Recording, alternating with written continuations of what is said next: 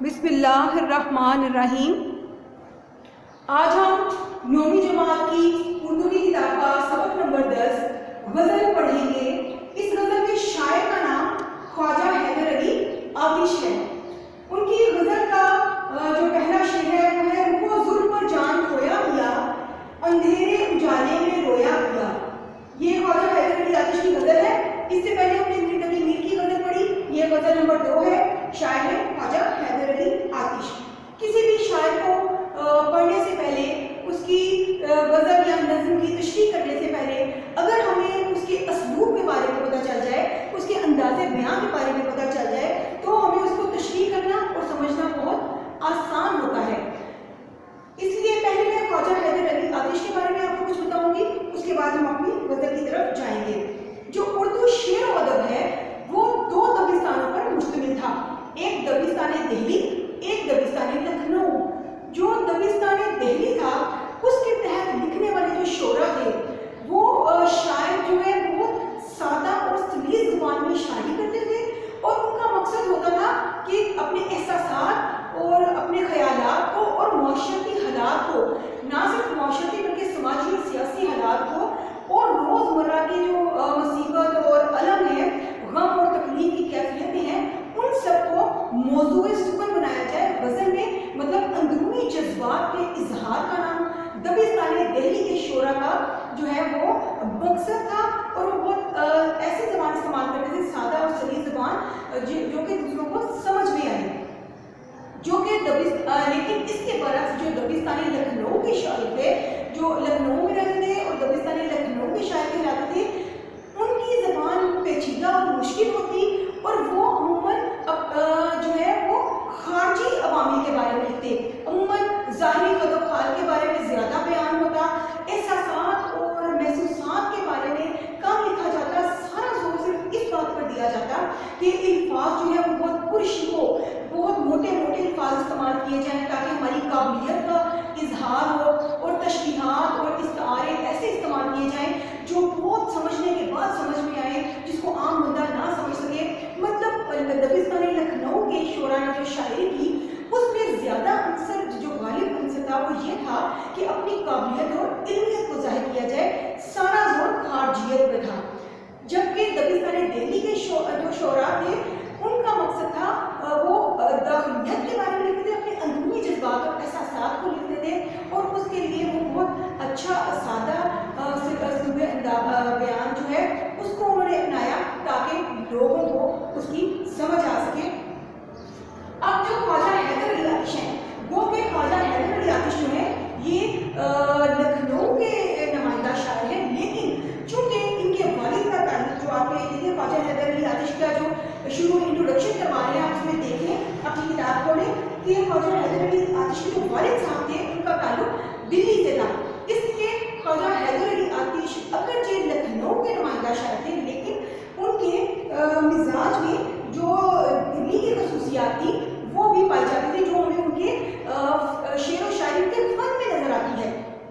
اب کیا ہے کہ خواجہ حیدر علی آتش کا لکھنؤ کے نمائندہ شاعر ہیں، جیسے کہ لکھنؤ کے شاعروں میں صرف ظاہری خد و خال کو بیان کیا جاتا، اپنی علمیت اور قابلیت کے لیے مختلف مشکل الفاظ استعمال کیے جاتے ہیں، مختلف ردیفے استعارے استعمال کیے جاتے ہیں۔ اس کے برعکس خواجہ حیدر علی آتش کے لکھنؤ کے رہنے والے تھے، لیکن پھر بھی ان کی شاعری میں دلی جیسا شائستہ پن تھا، اور زبان لکھنؤ کی تھی جو کہ بڑی شستہ زبان تھی، کیونکہ خواجہ حیدر علی آتش جو ہیں انہوں نے ان کے استاد تھے مصحفی کا تعلق دبستان دلی سے تھا، اس لیے خواجہ حیدر علی آتش نے چونکہ ان سے استاد ان کے استاد رہے ہیں وہ، تو خواجہ حیدر علی مصحفی کے شاگرد تھے، اس لیے ان کی شاعری میں دبستان دلی کی خصوصیات ہے۔ مطلب کیا ہے کہ ان کی شاعری ایسی ہے جو سمجھ میں آنے والی ہے، جس میں خیالات اور احساسات اور جذبات کا اظہار کیا گیا ہے، صرف اپنی علمیت اور قابلیت کو جھاڑا نہیں گیا۔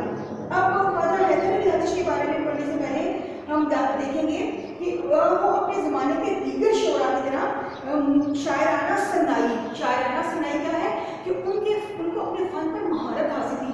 اس جو تشبیہات اور استعارات استعمال کرتے تھے وہ صرف اپنی قابلیت کے لیے استعمال نہیں کرتے تھے کہ میں اس کو استعمال کروں گا تو لوگ کہیں گے بڑی مشکل غزل گئی ہے، بڑا قابل شاعر ہے، اس لیے نہیں، بلکہ وہ लहर के मुताबिक उनको इस्तेमाल करते और मुरस्सा कारी करते, अल्फाज का चुनाव बहुत खूबसूरत करते, ऐसे शगुफ्ता और दिलचस्प अल्फाज लिखते जिससे कि मौसीकियत का अंसर गालिब होता। उनकी जब आप पढ़ेंगे गज़ल तो उसमें मौसीकियत है, रानाई है, नगमगी है, और अल्फाज की नगीना कारी करते।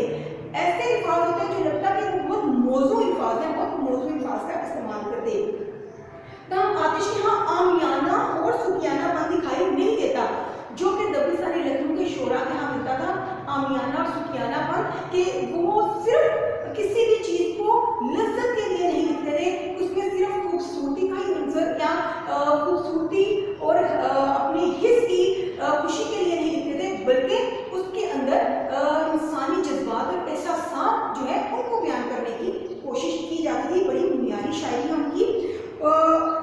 आगे देखिए, जो उस वक्त लखनवी शोरा के कलाम में जा बजा नजर आता था, लखनवी शोरा के कलाम में सुखियानापन और आमियानापन नजर आता था कि वो सिर्फ ज़ाहिरी कदोकाल के बारे में बात करते, वो ऐसे तशरीहात इस्तारात इस्तेमाल करते जो सिर्फ इन्हीं काबिलियत के लिए होते, जो सिर्फ जहन को तरावत बख्शे, जो जहन को तो मुतमिन कर देते कि इन्होंने बहुत जहनी काबिश की है, लेकिन जज्बात और एहसासात उसमें जो है वो बहुत पीछे रह जाते। और दरअसल अदब का मकसद यही है कि इंसानी रवैयों, जज्बात, एहसासात और उनकी मौशरत को डिस्कस किया जाए, उसको मौज़ूए पर बनाया जाए। तो ख्वाजा हैदर अली आतिश जो हैं ये मीर व गालिब के बाद एक बड़े शायर माने जाते हैं। मीर व गालिब के बाद बड़े शायर माने जाते हैं, और ख्वाजा हैदर अली जैसे मीर और गालिब हैं और मीर और मिर्ज़ा रफ़ी सोदा हम मुअस्सिर थे, ये एक ही दौर के शायर थे। इसी तरह आतिश के जो हम मुअस्सिर शोरा में जो थे वो थे इमाम बख्श नासिक थे, जिनका इनके साथ मुकाबला किया जाता है, इनका मुआवजना किया जाता है ख्वाजा हैदर अली आतिश और इमाम बख्श नासिक का। लेकिन ख्वाजा हैदर अली आतिश जो है इनको ज़्यादा बुलंद पाए का शायर माना जाता है। इनकी गज़ल में क्या है, रजायत है, उम्मीद, रजायत कहते हैं उम्मीद का पैगाम है। इनकी शायरी में जैसे मीर की शायरी में दर्द और गम भरा पड़ा है, इस तरह अगरचे मीर की शायरी बहुत बुलंद पाया की शायरी है, इसी तरह इनकी शायरी में भी बहुत बुलंद पाया की बहुत मियारी शायरी है, लेकिन दर्द और गम को भी एक उम्मीद की कैफियत में ढालकर पेश करते हैं। सादगी और सलासत है, ऐसी ज़बान इस्तेमाल करते हैं जो बआसानी समझ आ सके, और नादिर तशरीहात और इस्तारात इस्तेमाल करते हैं, उम्दा सुनाए बदाए हैं, रिंदाना मौज़ूआत हैं, और आतिश बयानी की खुसूसियात पाई जाती है। तसव्वुफ़ को भी उन्होंने अपने मौज़ूए सुखन बनाया, और इनके अंदर एक ऐसा अंदाज़ा बयान था कि जो शेर कहते हैं तो उसमें तशरीहात और इस्तारात जो थे वो बहुत मुंतखब करके चुन के बहुत उम्दा और आला लिखते, मुश्किल, कठिन और संगलाह किस्म के नहीं लिखते थे। और आतिश बयानी थी कि जो शेर पढ़ते थे उसको वो दिल पर असर करता था। अब हम जब हैदर अली आतिश के बारे में आपने पढ़ लिया, उनके बारे में जाना, जब हम इनकी गज़ल पढ़ेंगे तो हमें अंदाज़ा होगा कि वाकई इनकी गज़ल जो है थोड़ी सादा और सलीस अंदाज में लिखी गई है और दिल पर असर रखती है, और इसमें मौसीकियत है, जो उनका मेन पॉइंट था, मौसीकियत थी, नगमगी थी। अब हम गज़ल शुरू करने से पहले क्या करेंगे कि पहले मुश्किल अल्फाज की फाइली देख लेंगे बोर्ड में, जैसा कि आपको बता रहे हैं अल्फाज फाइली पता चल जाएंगे तो शेर को आपको समझने में आसानी होगी। पहला लफ्ज़ है रुख से मुराद है चेहरा, उजाला से मुराद है रोशनी, दंदान मुराद है दांत, किश्त कहते हैं खेती को। आप देखिए इसको आपने किश्त सुकन पढ़ना है, किश्त है खेती, जोता है हल चलाना, हसरत मुकम्मल ना होने वाली ख्वाहिश को कहते हैं, हाथ धोना मतलब किसी चीज़ से हाथ धो लेना, किसी चीज़ को खो देना। अब आगे देखिए, जुल्फ से मुराद बाल है, वस्फ से मुराद है सिफ्त, बख्त से मुराद है किस्मत या नसीब, और सुकन से मुराद है शेर गोई। सुकन को होता है बोलना, और यहाँ पर मुराद है शेर गोई को हम सुकन कहते हैं। गोया बीज डालना, गोया से मुराद है बोलने वाला, गोया भी गोया होना कुव्वते गोयाई से गोया है, ठीक है। तो गोया कौन है, बोलने वाला। ज़गनदान है ठोड़ी का गड़ा, जो ठोड़ी में खम का निशान होता है। अब हम ख्वाजा हैदर अली आतिश की गज़ल पढ़ेंगे। जब हम इसकी गज़ल पढ़ेंगे तो मैं आपको साथ साथ तशरीह करवाती जाऊंगी, और इसमें जो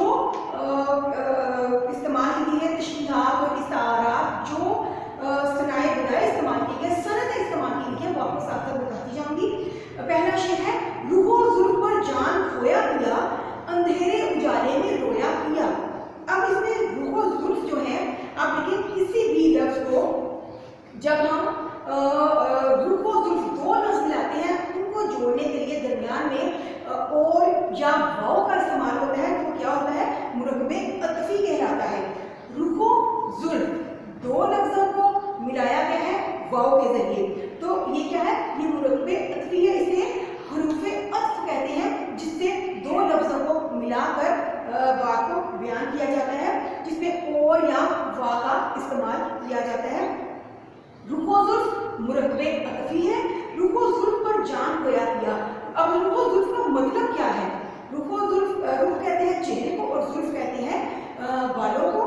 जान खोया किया, जान गंवा दिया, खोना गंवा देना, अंधेरे उजाले में खोया किया। अब उजाला इसमें जो है वो रूप को कहा गया है, उससे तशबीह दी गई है, और अंधेरे जुल्फ को अंधेरे से या अंधेरे को जुल्फ से तशबीह दी गई है। अब पहले शेर में मुरक्बे अत्फी का इस्तेमाल किया गया है रुखो जुल्फ के हवाले से, और इसमें तशबीह का अंसर भी है। रुखो जुल्फ को उजाले और अंधेरे से, रुख को उजाले से और जुल्फ को अंधेरे से तशबीह दी गई है।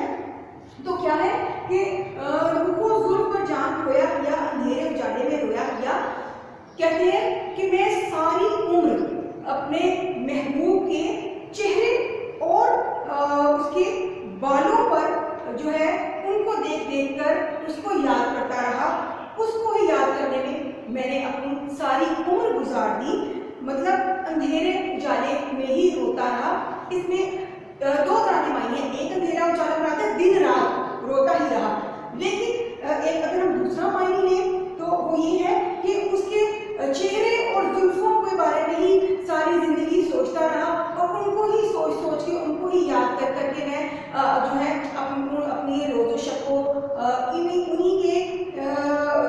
उन्हीं के याद में जो है गुजारता रहा, और इसी गम में मुबतला रहा कि उसको उसका दीदार नसीब हो, उसके रुख और जुल्फ को वो देखे, और इसी को याद करने में उसने अपने शब रोज़ गुजार दिए।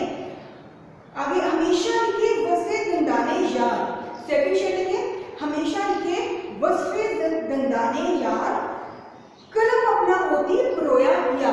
अब आगे देखिए सेकंड शेर में उसने महबूब के दांतों को मोतियों से तशबीह दी है। अब वस्फ़े दंदाने यार, अब देखिए वस्फ़ में भी और दंदान में भी नीचे ज़ेर लगी है। जब हम अरबी और फारसी की मुख्तलिफ मुरक्कबात होते हैं उनको जब हम इस्तेमाल करते हैं तो उसमें क्या होता है, नीचे ज़ेर लगा दी जाती है, उससे उनमें ताल्लुक पैदा हो जाता है दो लफ्ज़ों के दरमियान। तो ये हरूफ़े अज़ाफ़त होते हैं, इन्हें हरूफ़े अज़ाफ़त कहते हैं। यहाँ पर वस्फ़े दंदाने यार, इसमें जो ज़ेर इस्तेमाल की गई है वो हरूफ़े अज़ाफ़त है, हरफ़े अज़ाफ़त है। अब इसमें तशबीह है और हरफ़े अज़ाफ़त का इस्तेमाल किया गया है, जबकि इनको बड़े शेर में मुरक्बे अत्फी का इस्तेमाल किया गया था, दूसरे शेर में मुरक्बे अज़ाफ़ी हैं। अज़ाफ़ी से मुराद अज़ाफ़त कहते हैं, ज़ेर ज़बर को कहते हैं, इसमें ज़ेर जो है मुरक्बे अज़ाफ़त है। अब क्या हमेशा लिखे वस्फ़े दंदाने यार, कलम अपना मोती परोया किया। कहते हैं कि मैं हमेशा क्या करता रहा कि अपने महबूब के दांतों की खूबसूरती के बारे में लिखता रहा कि उसके जो दांत हैं वो मोती की तरह चमकदार हैं। मेरा जो कलम है उससे जो लफ्ज़ निकलते थे वो बिल्कुल, जब मैं अपने महबूब के दांतों की चमकदार और रोशन होने, उसकी खूबियों के बारे में जब लिखता था तो मुझे ऐसे लगता था कि मेरा जो कलम है उसमें से जो लफ्ज़ निकल रहे हैं वो भी रोशन और चमकदार हो गए हैं, अपने महबूब की सिफात का जिक्र करते हुए। एक तो उसने महबूब की सिफात में शिद्दत पैदा कर दी ना, उसकी बड़ाई को और बड़ा कर दिया कि एक तो उसके दांत जो है मोती की तरह चमकदार है, दूसरा जब वो उन चमकदार मोती दांतों की तारीफ लिखता है ना उसका कलम, तो उसके कलम में से जो अल्फाज निकलते हैं वो उस तारीफ की वजह से वो भी चमकदार और रोशन हो जाते हैं। तो अब आगे देखिए तीसरा शेर हम पढ़ेंगे, कहूँ क्या हुई उम्र क्यों कर बसर, कहूँ क्या हुई उम्र क्यों कर बसर, मैं जागा किया वक्त सोया किया। कहते हैं कि मैं क्या कहूँ, मैं क्या बताऊँ कि सारी उम्र मैंने किस तरह गुजार दी कि मैं तो जाग रहा था लेकिन मेरा नसीब सो रहा था। मतलब जागने से मुराद है मैं आगाह था, मैं जिंदगी के करीने से आगाह था। किससे आगाह था? अपनी जिंदगी गुजारने के करीने से, जिंदगी के करीने से आगाह था कि जिंदगी में कामयाबी और मकासद हासिल करने के लिए किस तरह से मेहनत और तवज्जो करनी है। मुझे इन सब बातों का इल्म था। मैं कोई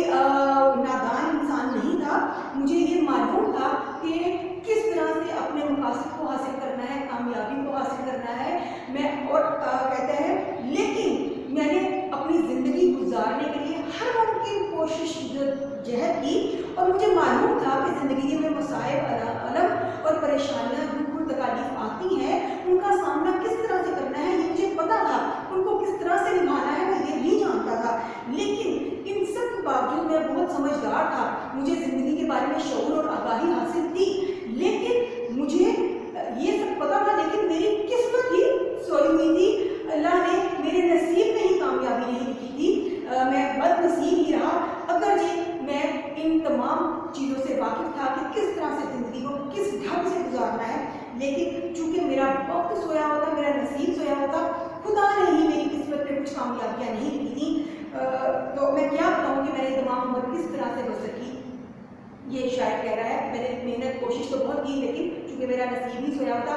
आप देखें इसको आप ये भी कह सकते हैं कि शायद इसमें ये कहना चाह रहा है, और अमूमी तौर पर शायद ने ये एक इंसानी रवैये का इसमें एक इंसानी रवैये की हकीकत का इजहार किया है ना, इंसानी नफ्सियात की हकीकत बयान की है कि जब इंसान नाकाम होता है तो वो कहता है कि ये नाकामी उसकी वजह से नहीं बल्कि अल्लाह ने ही ये नाकामी उसके नसीब में लिखी थी, इसलिए वो नाकाम हो गया, उसने तो बहुत मेहनत की थी। तो इसमें आप ये कह सकते हैं इस शेर में एक तो शायर ने ये कहा कि वो ज़िंदगी के रम्ज़ के बारे में जानता था, ज़िंदगी किस ढंग से गुजारनी है उसको ये मालूम था, लेकिन उसके नसीब ही खराब थे जो उसको कामयाबी अपने किसी भी मकसद में नहीं मिली।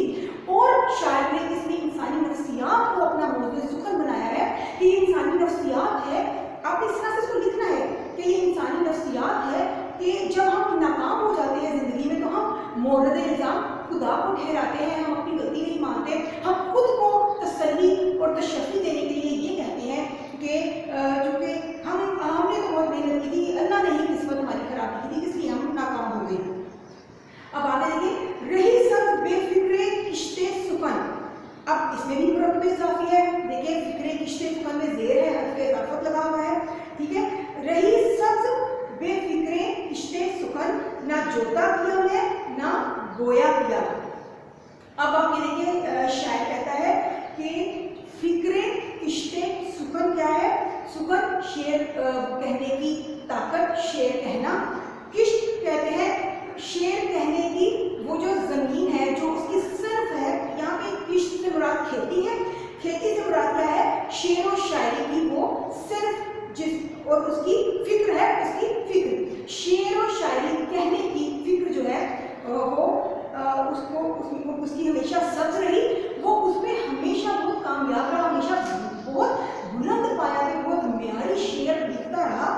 ना जोता किया मैं ना बोया किया, ना जोता किया कहते हैं, इसमें शायर कहता है कि जो मेरी जो किश्ते सुकन है, शेर कहने की जो मेरी सलाहियत है, जो जिस ज़मीन में जिस सिर्फ में मैं शेर कहता हूँ उसमें मुझे बहुत फिक्र करने की, सोचने समझने की इतनी ज़रूरत नहीं पड़ी कि अल्लाह ने मुझे ऐसी सलाहियतें अतियत की थी कि मुझे आवर्त की तो ज़रूरत ही नहीं पड़ती। आवर्त क्या है, किसी चीज़ को सोच कर लिखना, ये अल्लाह की करम नवाजी थी कि मेरे पर आमद होती थी कि मैं जब बैठता था तो अल्लाह की तरफ से मेरे पर शेर नाजिल होते थे। ये मेरे अंदर खूबी थी कि मेरे अंदर मुझे आमद का एहसास होता था, आमद से ज़्यादा अल्लाह की तरफ से शेर करना।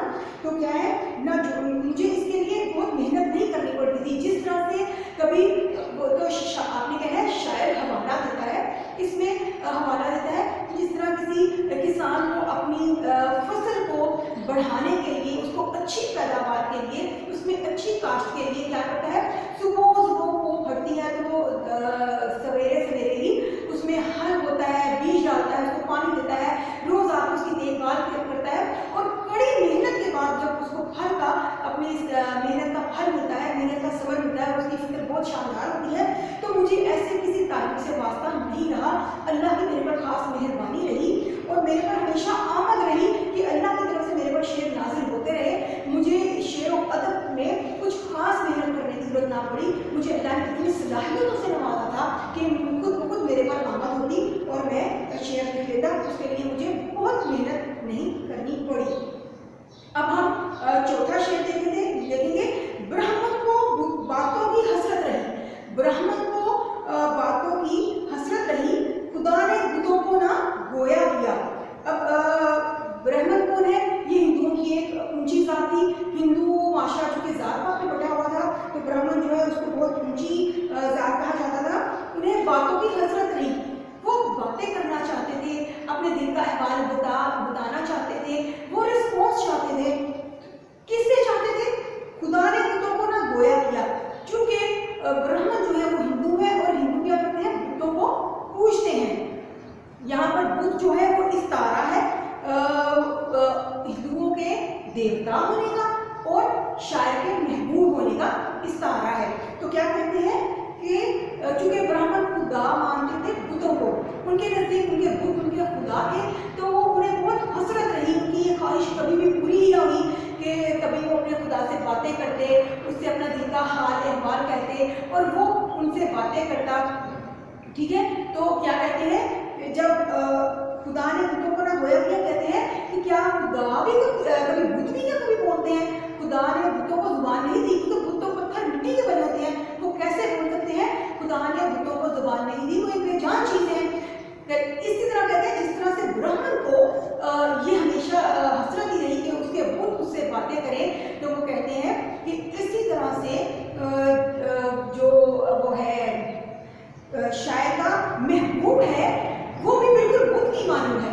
दो हवाले दिए, एक तो ब्राह्मण का बुतों के हवाले से कि ब्राह्मण चाहते हैं हम जिसको मानते हैं ना, तो हम चाहते हैं कि जिसको हम मानते हैं, जिसे अकीदत रखते हैं, वो हमें सुने, हम उससे बातें करें, वो हमें रिस्पॉन्स दे, हमारे जब हम ख्यालात का इजहार करें तो वो हमसे बातें करें। इसी तरह ब्राह्मण चूँकि बुतों से ये सारा कुछ करते थे और बुत तो बोलते नहीं है, तो उनकी हमेशा ये हसरत ही रही। और इसी तरह से शायर कहता है कि मेरी भी हसरत ही रही, मेरा जो महबूब है जिससे मुझे अकीदत है वो भी एक बुत है। उसने बुत की तरह नहीं कहा, अगर वो कहता कि वो एक बुत की मानिंद है की तरह है, पूरी तशरीह होगी, उसने डायरेक्ट उसको बुत कह दिया, किसी चीज़ को बरीना को करार दे देना, बुत कह दिया, तो क्या है वो इस तारा बन गया। तो वो कहते हैं कि मेरा जो महबूब है वो एक बुत है, क्योंकि वो भी मुझसे बातें नहीं करता, और अगर मैं बातें करूँ तो मेरी बातों का जवाब नहीं देता, वो मुझे दर पूरे इतना नहीं समझता, शान बेनियाजी से काम लेता है, तो वो भी एक बुत ही है जो बातें नहीं करता। और बुतों को तो अल्लाह ने ताकत ही नहीं दी बोलने की, क्योंकि वो भी एक बुत है, तो लगता है कि अल्लाह ने उसको भी बोलने की ताकत नहीं दी, क्योंकि वो भी मुझसे बातें नहीं करता। अब आगे देखिए, मज़ा गम के खाने का जिसको पड़ा, वो अश्कों से हाथ अपना धोया किया। मज़ा गम के खाने का जिसको पड़ा, गम खाना एक मुहावरा है। अब ये देखिए, इसके हकीकी मायने क्या है? खाने से मुराद किसी चीज़ को मुंह के जरिए अंदर लेके जाए, और गम से मुराद दुख, परेशानी, तकलीफ है, तो क्या हम दुख और तकलीफ को खा जाए? ये क्या है? ये एक इसका ज़ाहिरी मतलब है, लेकिन मुहावरा हमेशा अपने ये इसका हकीकी मतलब है ना, हमेशा मजाजी मायनों में इस्तेमाल होता है। गम खाने से यहाँ पर मुराद है कि दुख और तकलीफ बर्दाश्त करना, ठीक है, ये उससे मुराद है। याद रखें, मुहावरा हमेशा अपने मजाजी मायनों में इस्तेमाल होता है। अब इसके मजाजी मायने हैं गमो गलत बर्दाश्त करना। कहते हैं मज़ा गम के खाने का जिसको पड़ा, जिस शख्स को भी तकलीफ, गम और परेशानियां बर्दाश्त करने का सलीका आ गया, यहाँ मज़ा से मुराद है उसको सलीका आ गया। जिस शख्स को गमों परेशानियों से हमेशा वास्ता रहता है, उसकी ज़िंदगी गम और परेशानी से भरी रहती है, तो क्या होता है? वो अश्कों से हाथ अपना धोया किया, तो फिर बात बात पर उसके आंसू नहीं निकलते। अश्क से मुराद यहाँ पर क्या है? आंसू। यहाँ पर मैंने आपको अश्क का मीनिंग नहीं लिखा, आप सुनिए कि अश्क से मुराद आंसू है। जब आप बहुत ज़्यादा तकलीफ, गम, परेशानियाँ झेल लेते हैं ना, तो आप में अल्लाह ताला एक सब्र, इस्तिकामत और बर्दाश्त पैदा कर देता है। और चूँकि जब आप इतनी बड़ी बड़ी चीज़ों को सह जाते हैं, तो फिर मामूली बातें जो होती हैं, जो बज़ाहिर हमें तो मामूली लग रही होती है, लेकिन दूसरों के लिए वो भी बहुत बड़ी बात, बहुत बड़े सदमे होते हैं। लेकिन चूँकि बाकी लोगों ने उसको सहन नहीं होता, उनके लिए बहुत बड़े सदमे होते हैं। लेकिन वो शख्स जो हमेशा इनसे बेकार रहा, जो जिनकी ज़िंदगी में हमेशा गम और अलम ही रहे, उनके लिए छोटे छोटे सदमात जो हैं वो फिर इस कदर अहमियत नहीं रखते, उन पर बात रोना नहीं आता, उनको उनके आंसू खुश्क हो जाते हैं, क्योंकि उनके अंदर इतना हौसला, हिम्मत, बर्दाश्त पैदा हो जाती है कि वो बड़ी से बड़ी तकलीफ और परेशानी को सह सके। तो शायरी कहता है इसमें कि जिसको गम और परेशानियाँ, दुख, तकलीफें झेलने, बर्दाश्त करने का सलीका आ जाता है, जिनको इनसे हम पूरी ज़िंदगी वास्ता रहता है, उनमें अल्लाह एक ताकत पैदा कर देता है जिसके जरिए उनको काबू पा लेते हैं, उनको बर्दाश्त कर लेते हैं, उनको सह जाते हैं। तो जब उनको सहने का, बर्दाश्त करने का आपको सलीका आ जाता है तो आप बार में बार होते नहीं हैं, तो आपके आंसू खुश हो जाते हैं। मतलब ये कि फिर आप अपने जज्बात और कैफियत पर काबू पा लेते हैं। अब अपने जज्बात और कैफियत की शिद्दत में आपकी आंखों से आंसू रवा नहीं होते क्योंकि आपको बर्दाश्त पैदा हो जाती है, तो आपके आंसुओं पर काबू आपको आ जाता है। तो क्या है, वो हश्क से अपना हाथ धोया गया तो अपने आंसू पर काबू पा लेगा, उसके जो अश्क हैं आंसू वो थम जाते हैं। अब ज़खनदान से आतिश मोहब्बत रही, कुएं में मुझे दिल डुबोया गया। आतिश, यहाँ पर आतिश ने अपना तखल्लुस इस्तेमाल किया है, बार बार आपको बताती हूँ। तखल्लुस के ऊपर एक खास साइन होता है, यहाँ उससे मतलब चला कि ये और गज़ल का आखिरी शेर हमेशा क्या है, मक्ता है। आपने गज़ल के मक्ते में शायर ने अपना तखल्लुस इस्तेमाल किया है, या अपनी तशरीह में लिखना है जिससे आपको नंबर मिलेंगे। और आपने कहना है ज़खनदान से आतिश मोहब्बत रही, कुएं में मुझे डुबोया गया। इसमें क्या है कि उसने उसके थोड़ी के गड़े को जो है वो कुआं कह दिया। उसने ज़खनदान से आतिश मोहब्बत रही, कुएं में मुझे दिल डुबोया गया। ये भी इस्तारा है, उसने बरीना कुआं कह दिया उसके थोड़ी के गड़े को। तो क्या कहते हैं कि आतिश अपने आप को मुखातिब करते हुए कहते हैं कि मुझे हमेशा महबूब की थोड़ी पर जो निशान था, जो गड़ा था, वो बहुत खूबसूरत और भला मालूम होता था। देखिए हर शेर, बाज़ दफ़ा गज़ल में शेरों में जैसे रुको जुल्फ़ का लिखा गया, बाज़ कहीं पर शायर आंखों की खूबसूरती से मुतासिर होता है, तो यहाँ पर क्या है कि उसको उसकी थोड़ी का घड़ा खूबसूरत लगा उसको, और उसकी मोहब्बत में वो खोया रहा, उसका दिल उसी में डूबा रहा, वो उसी के बारे में सोचता रहा, उसकी थोड़ी के गले की खूबसूरती के बारे में, और उसी के बारे में वो लिखता रहा। तो उसने क्या कहा कि जिस तरह कोई शख्स कुएं में डूब जाता है और वो उसी में ही वहाँ पर डूबा रहता है, तो कहते हैं कि बिल्कुल मेरा दिल भी डुबोया गया, मेरा दिल भी उसी में, उसकी खूबसूरती में, उसकी गले की खूबसूरती में डूबा रहा, उसी के बारे में सोचता रहा और उसी के बारे में लिखता रहा। एक बात याद रखें, हमेशा जो गज़ल का पहला शेर है वो मतला है, आखिरी शेर जो है वो मक्ता कहलाता है। आखिरी शेर में शायर हमेशा अपना तखल्लुस इस्तेमाल करता है। और एक बात और, हर नज़्म या शेर गज़ल में रदीफ और काफ़िया का इस्तेमाल किया जाता है। बाज़ दफ़ा रदीफ नहीं भी होती, लेकिन काफ़िया ज़रूरी होता है शेर के लिए। यहाँ पर काफ़िया भी है, रदीफ भी है। देखें, रदीफ उसको कहते हैं जो हम आवाज़ अल्फाज होते हैं, जैसे खोया, रोया।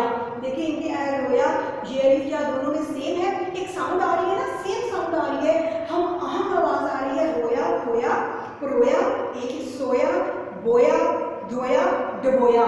ये सब क्या है, ये सब इसमें रदीफ है। और काफिया क्या है, किया, किया, किया। देखिए ऊपर से लेकर नीचे तक एक ही लफ्ज़ तसलसल से आ रहा है शेर के आखिर में। याद रखिए शेर के आखिर वाला जो लफ्ज़ है जो रदीफ के काफिये के बाद आता है, पहले काफिया आता है फिर रदीफ आती है।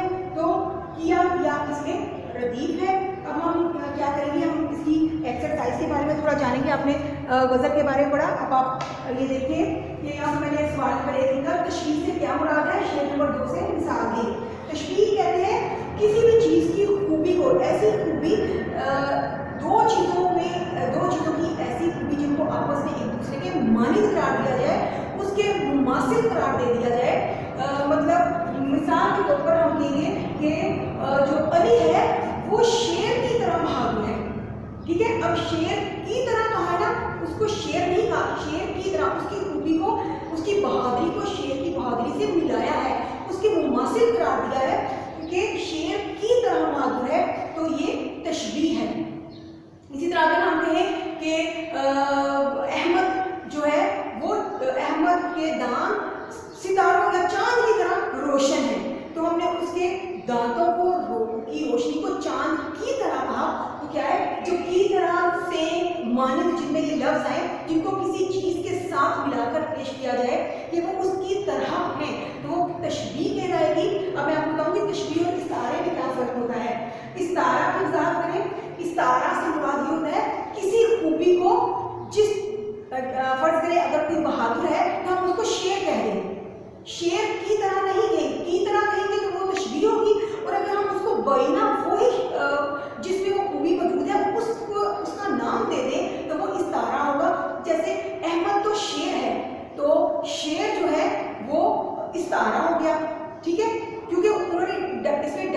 احمد کو شیر کہہ دیا گیا، تو یہ استعارہ ہے. اگر ہم کہتے ہیں وہ شیر کی طرح ہے تو یہ تشبیہ ہوتی. ٹھیک ہے، اسی طرح جیسے ماں کہتی ہے کہ میرا بیٹا چاند کی طرح خوبصورت ہے، چاند کی مانند خوبصورت ہے، تو یہ تشبیہ ہوئی. اگر کوئی ماں کہتی ہے میرا بیٹا تو چاند ہے، جو جس چیز کی کسی چیز کی خوبی کو اس کا نام دوسری چیز کو دے دینا، بالکل بینہ وہی چیز مراد دے دینا، یعنی اس کو چاند کہہ دیا بیٹے کو، تو یہ استعارہ ہے. اس جیسا قرار دینا تشبیہ ہے اور بالکل وہی چیز قرار دے دینا استعارہ ہے. جیسے ماں نے کہا کہ میرا بیٹا چاند ہے تو اس نے اس کو وہ چاند کہہ دیا، تو یہ استعارہ ہے. اب دیکھیں سوال نمبر 3، چھٹے شعر میں غم کھانا محاورہ ہے. محاورہ مجازی معنیوں میں استعمال ہوتا ہے. وضاحت کریں. غم کھانا سے مراد ہے غم برداشت کرنا، جیسے باغ ہو جانا، خوش ہونا، زمین میں گڑ جانا، شرمندہ ہو جانا. تو آپ دیکھیں زمین میں گڑ جانا، گڑنے کا مطلب ہے کہ کسی کو زمین میں دبا دینا، یہ تو اس کے حقیقی معنی ہے نا. تو ہم محاورہ ہمیشہ مجازی معنیوں میں استعمال ہوتا ہے. زمین میں گڑ جانا، شرمندہ ہونا. اب یہاں پر کیا ہے؟ غم کھانا. اب ہم غم کو کھا تو نہیں سکتے، کوئی کھانے کی چیز تو نہیں ہے، تو کیا ہے اس کا مطلب برداشت کرنا، غموں کو برداشت کرنا. محاورہ ہمیشہ مجازی معنیوں میں استعمال ہوتا ہے.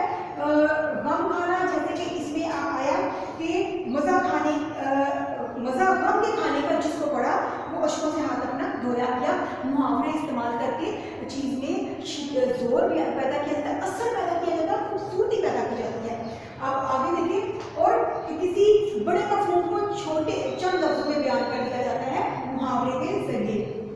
اب آگے دیکھیں سوال نمبر 4 ہے، آتش کا انداز بیان کیسا ہے؟ آتش کا انداز بیان کیسا ہے؟ آتش کا انداز بیان چونکہ وہ لکھنؤ کا شاعر ہے تو اس کی زبان بہت جو ہے معیاری ہے، پختہ ہے زبان، لیکن اس میں دبستان دلی کے شاعروں کی داخلیت بھی ہے. وہ انسانی کیفیات کا ذکر کرتا ہے، اس میں انسانی حقیقتوں کا ذکر کرتا ہے. وہ ظاہری خطوخال کے بارے میں ہی بات نہیں کرتا بلکہ ان کی اندرونی کیفیات کے بارے میں بھی ذکر کرتا ہے. اس کا انداز بیان سادہ اور سلیس ہے. کہ آپ پڑھیں تو آپ کو سمجھ آ رہا ہے نا اس کو، ٹھیک ہے. اس کا انداز بیان سادہ سلیس لیکن زبان بہت معیاری ہے. تشبیہات، نادر تشبیہات اور استعارات کا استعمال کرتا ہے.